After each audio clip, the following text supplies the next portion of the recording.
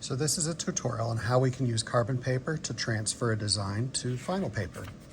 So let's say you do a sketch and you're really happy with it and you just want that but on a better piece of paper. So this is Madame Curie's name and we want to transfer it onto a better watercolor type of paper. So we're going to get a little bit of blue tape and we want to line it up right or left. So if the name was a little bit too much to the right, we could adjust the paper to the left and vice versa. This is pretty well centered. So I'm going to go ahead and put it there, and then I'm going to grab both pieces of paper and put the tape over top. I'm not going to press it super hard because I just want it to kind of hold it in place.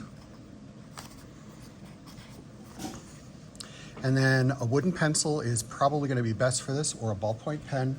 And then you're going to need your carbon paper. It's got two sides. The carbon side is just black because that's carbon, and then there's the plastic side. So before I actually transfer it, I'm going to show you some of the issues that you might have with it. So I'm going to put a little extra piece of paper underneath.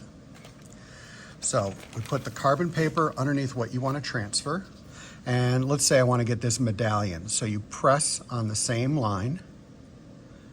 You go all the way around.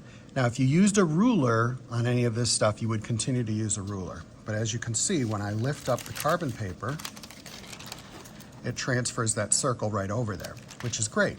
The only issue is that if you scratch the paper or, make a mark, even though you can't see it here, it's still going to transfer underneath. So you have to be careful where your hand is and as you press to transfer a design onto there. So we're going to go with the carbon paper underneath, and we just keep moving it across as you continue drawing, and then you'll have your design transferred onto good paper where you can use watercolors or other material on that. If you have any questions, this is a great time to ask.